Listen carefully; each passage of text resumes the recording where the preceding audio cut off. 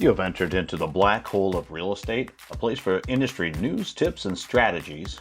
Once you enter into our vortex, even if you could leave, you're probably going to want to stick around. I'm your host, Ron Weiss-Sikarski, and you are now entering the black hole of real estate. So welcome back. This week I am ready to roll. I've got appraisals on my mind. Also, inspections are getting a little demanding right now, and I want to talk about that as well. And then finally, there's a big thing going on right now called the Accidental Landlord, and if you're in that space, you know exactly what I'm talking about. So the first thing I want to talk about this week is appraisals. And if you are under contract right now, purchasing a home with financing, chances are your appraisal is going to come on low. It's not a new thing. It's something that's going on pretty much every deal we do right now. Think of it this way. Prices have risen dramatically in the next 3-4 months. It will drive even further ahead. But if you look back to November, December, when it was a little quieter during the election time, in the aftermath, there was some pausing going on. And right now, people are ready to make a move. The vaccine seems to be doing its thing. We're getting a little more freedom, and this pent-up energy and the race for the southern states and the coast, it's real. We see a dramatic increase in the number of people coming down here and throwing cash around in such a way that it's affecting the way the business has been done for the last few years. Part and parcel is that there is so few homes to purchase right now, about half what there was last year, and so many more people wanting to get into states like Florida that is driving prices like crazy. And when we talk about appraisals, they're just not keeping pace. Think of it this way. If a home sold for $300 last year and November, December, and now they're going for $320 or $330, which in some areas it's happening with multiple offers. The appraiser is looking at those comps, those sales comparables, they call them comps, and they usually go back about 3 months. So we're in, if you're in March, that would go back February, January, December. So those closings, if they're closing around 300, that's what they got to work with. And even if there was a little slide upwards towards 305 or 310 in January, in February, in March, if it's 330, that's going to come in short. And there's only 3 remedies on the planet to fix it. And they're pretty straightforward. The buyer is going to say, hey, your property did not appraise. You need to drop your price from 330 back down to 315 because that's what it appraised at. So that's absolutely one way. The seller can just eat the difference, forget about the profit, and make the deal work. The other way is that the seller could tell the buyer, look I had 6 offers on that property in one day. I'm not dropping my price. I'm just going to go to the backup offer. So take it or leave it, buddy. 330 is the price. I don't care about your 315 appraisal. The next guy will pay it. And of course, the third option is they figure out something to work out. If it's in the middle or slightly, bent to one side or the other, but just, negotiate the last 15, 50-50, 5 for one, 10 for the other, whatever that number is. So this isn't uncommon, but it's definitely affecting things. And here's why. If somebody is paying cash, they may not even do an appraisal. If they're putting half down or 25% down, probably doesn't affect anything because they have enough money down. They say, hey, I'm already making a $100,000 down payment. I'm putting 33% down. So my loan to value ratio, instead of being 67%, maybe it's 56% or something. It doesn't matter. They're still getting the house they want. But for a buyer that's doing less than 5% down, this is going to be super critical. You're at 330 with 5% down, you're looking a little less than $20,000 down payment. But if you're short 15, that gets added on top. Now you're looking at a down payment, over $30,000. And for a lot of buyers in that position with 5% down, that's a pretty big hill to climb. And some, probably most, don't have that extra 15, 20 grand. Otherwise, they probably would have put 10% down to get a better interest rate. So we do run into some problems. And if there's concessions involved to help the buyer pay for the closing costs, there's not really much you can do to survive that, so to speak. So what is taking place right now? Well, you would think that in this situation, sellers would hold firm. They tell buyers to go fly a kite and I'll just resell it. But in some cases, here's what's really happening. The seller has something lined up on the other side. Maybe a property they were looking to, like a move-up home. Let's say they're looking at $500,000 homes. Let's suppose that the one they got bid all over to 525, and they want it because the next suitable replacement is like 550 right now. They don't want to lose that house. So now they got to make a business decision. And rather than beating up the buyer whose appraisal came in 15 short, I've seen where they say, look at, we sold it at 330, we'll just go down to the 315. We'll take 15 less because they want to get that other house. And if they need to go back on the market, the other deal is going to fall apart. When you're in the appraisal process, you're probably 15, 20 days away from closing. There typically is not enough time to go back on the market, resell your property, even at the 330, even if you wanted to, unless the person who is selling you that home is willing to extend. But keep in mind, they've got to move someplace. And they would also have to get somebody to extend. So you could have 3 or 4 extensions involved to try to make this work. And for some buyers, they're like, we've had the house, we made a good profit, prices went up. The 315, it was not the 330, but it's still pretty good. There are some sellers that they're eating it, and they're letting the deal go through. I've seen a lot of negotiation where they're splitting it back and forth.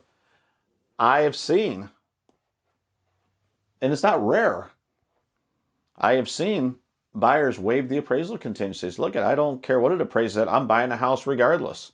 And I'm personally working with one right now when a property definitely escalated in price. And the buyer said, they're financing. We don't care what it appraises at. We're buying the house. I mean, they wrote it right. That it was proper language, but it was written right into the offer that was accepted. It's like, we're just not going to deal with appraisal contingencies. Now, we'd like you to appraise, but in their minds, they felt they knew the value of the home that they were buying. So that's the appraisal game right now. They're going to come in short in a lot of cases right now. But I also want to tell you that in 30 or 60 days, when all these closings happen, it's going to raise the bar for all appraisals. Now, if it continues to accelerate, we're still going to be short. That's a rising market. We saw that in 2004, 5, and 6. But I also would say that if you're buying today and the appraisal is a little bit short and you're worried, in 30 to 60 days, the price you're paying today that you're kind of concerned about, it's going to feel and look like a bargain. Now, on the inspection side, here's what I can tell you. Buyers are doing extraordinary things to get under contract in multiple offer situations. And I just want to make sure that we're talking about something that's good for the buyer and they're getting proper representation. In a competitive spirit, if you don't want to lose a house and you tell the agent, I don't want to lose this house no matter what, they're going to tell you a couple of things. And this is their JOB. You can increase your offer. You can do an escalator clause. You could put more money down. You can move the closing date. Hey, you could close on it and give the seller 30 or 60 days to live there rent-free to make that piece work. They'll allow them time to find a house. There's another one about the inspections. You can shorten them from 15 days to 10 or 7. You can make shorter inspection periods, and that certainly would be good for a lot of sellers to get rid of that uncertainty. But I do see some people waiving the inspections. I'm not saying to do it or not to do it. I said understand what it is you're doing. You're basically saying we'll take it as is with no inspections, no evidence of the condition of the property. You walked around, you gave it the eyeball test. Unless you've got, these laser eyes that can see through walls and you really know everything there is to know about plumbing and roofing and air conditioning, all of those systems and electrical systems. Unless you know all of that, there is some risk.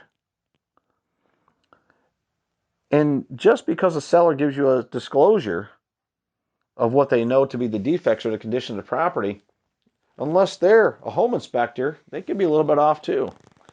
I'm not suggesting for a minute that there's going to be omission on the part of the seller, but I've definitely witnessed some big ticket items that if they weren't aware of it, they were about to become aware of it.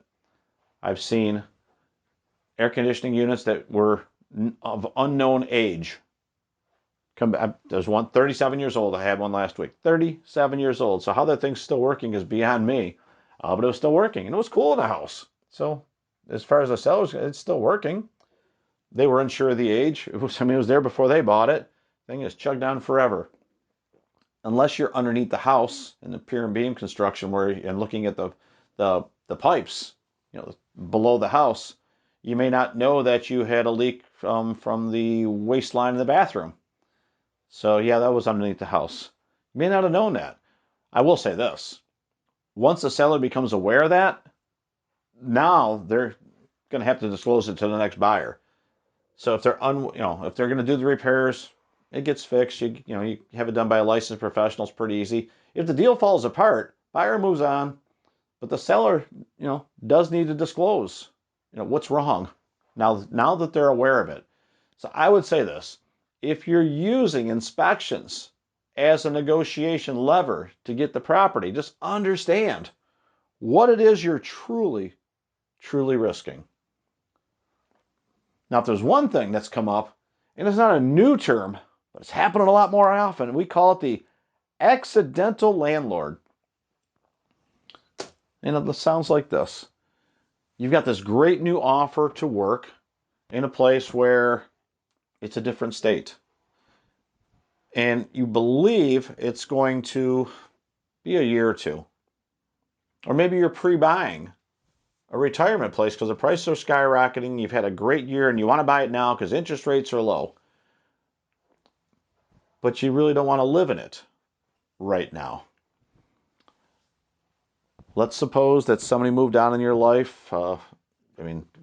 Whether it's an estate or a divorce or something like that, or maybe there's a blended family where two families are coming together and there's two houses. All these are situations where you can become an accidental landlord. You bought a home owner occupied with the intent to live in it forever, till the payments are gone. And now you've got this property. Inheritance is certainly in that vein as well. You've got this great condo on the ocean. Can't get to it, and there's fees every month for association. And maybe you decide to rent it out to cover some of those fees, because as great as that condo is, it's more of a financial burden that you set yourself up for. These are all cases of which you become an accidental landlord. And unless you're in that business and understand the ups and downs of that, you may, it's not for the weak of heart. Let's say that. When you rent property, when you get the rent, it's awesome. And when you don't get the rent, it's not awesome. And you can usually navigate those two levers pretty easily, because eventually most people do catch it up. But the repairs always come at the wrong time. And the maintenance and scheduling and the contractors, not everybody can take a day off to meet them out between 8 and 5 to do a repair or to be on site for that. That's if you're in town. If you're out of town, that's even tougher. So there is a bigger calling for quality property management at this time, and checking the ratings out there. Property management companies inherently have some tough reviews in there, because let's face it, it's an imperfect business. But as far as the accidental landlord, where do you turn to? You certainly can attempt an Airbnb. That has a lot of moving parts as far as furnishings and having the place stocked up and cleaning, restocking. Those are things to think of. If it's a property where you're not going to live in for a couple of years, you can collect the rent, but when they say the cat's away, the mice will play. If you're moving 2-3 hours away, you don't have eyes on that property anymore. You don't have the access to it. You're not just going to drive by and check out how things are going. So that can be a little discomforting. And if you hire a property management company, well, that also comes into play. How do you choose the right one? What should you be looking for? What would it cost? And then what is the outcome after all of that? Is it still a good value to you? Vetting a property management company, I would throw out a few things that would be important. The first thing is, the company that you choose, are they handwriting their leases, or are they using an attorney to write those leases? I think that's super important to protect you as the homeowner. How is the rent secured, and when do you get your payments? I think everybody wants to know when they're getting their payments. Is it a check that gets mailed? Is it an ACH deposit directly to your bank, usually, by the 10th? What does that mean? Maybe you got a mortgage you've got to pay for that property or some other fee. So how does that line up? What about the utilities? Who takes care of that? HOA meetings are a big thing if you're in a homeowners association. So what does the care of the property look like? Who pays for the landscaping, the lawn cutting? Who pays for the water? The water to water the grass so it doesn't turn brown. Who's in charge of that? If you got a pool, that also needs to be addressed. You probably haven't thought about the insurance, but the policy when you're renting it is likely different than when you live in it. That needs to be addressed as well. Everything else from roof to electric and any other problems that come along, who pays for that? How does it get paid for? Who's on site? These are all things that if you're an accidental landlord, you should be looking at. Now, the other side of it, if you're an accidental landlord, some of those are going on the market. And they're saying, you know what, the prices are high. Let's just sell it, move on from it, pocket some money, and not have to be landlords. So 3 things. Appraisals. They're catching up. What we're closing right now is going to feed into the future. The price may feel a little high right now, but I think in 30 or 60 days, maybe 90 days, it's going to feel like a bargain. Inspections, I just say buyer beware. Be careful about waiving inspections in a multiple offer situation because you don't know what you don't know. And as far as being an accidental landlord, I'm becoming more aware of it because I think it's happening more often. And I think that's going to continue as well. Hope you guys are having a great week. Hope this is something that helps you out with your real estate knowledge and practice. This is Ron Weissakarski for the Black Hole of Real Estate.